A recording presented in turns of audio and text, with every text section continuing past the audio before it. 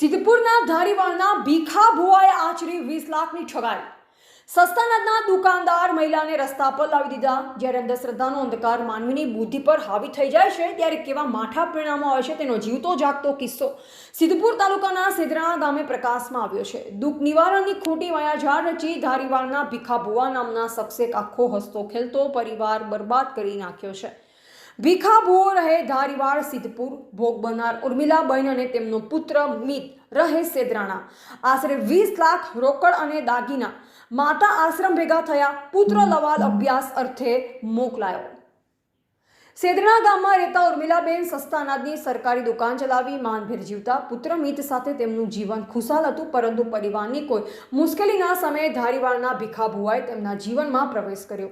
ઉર્મિલાબેનના ભોળપણનો લાભ ઉઠાવી ભુવાએ બાધાના નામે વિધિઓ શરૂ કરી. છેલ્લા 3 વર્ષથી આ ભુવો અવિરતપણે ઉર્મિલાબહેનને ડરાવી ધમકાવી લાલચ આપી રૂપિયા પડાવતો હતો.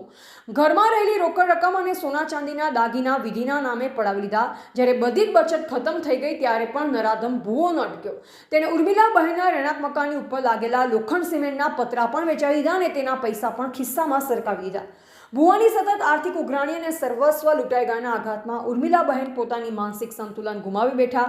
ઘરમાં ખાવાના ફાંફા પડી ગયા અને ઉર્મિલાબહેનની માનસિક સ્થિતિ વણસતા આખરે તેમને સારવાર અને આશરા માટે આશ્રમમાં મોકલવા પડ્યા છે. તો બીજી તરફ પિતા વગરના અને હવે માતાના સહારા વગરના બનેલા માસૂમ દીકરા મિતને રહેવા અને ભણવા માટે લવાલ ખાતે મોકલવાની ફરજ પડી છે. દુઃખ મટણા નામે 20 લાખ રૂપિયા પડાવી ઘરના પતરા સુધી વેચાવી મારનાર આ પાખંડી ભુવા સામે સ્થાનિક લોકોમાં ભારે રોષ જોવા મળી રહ્યો છે.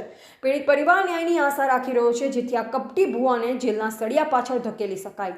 એવા પ્રવીણસિંહ માળી, કાંકરેજ.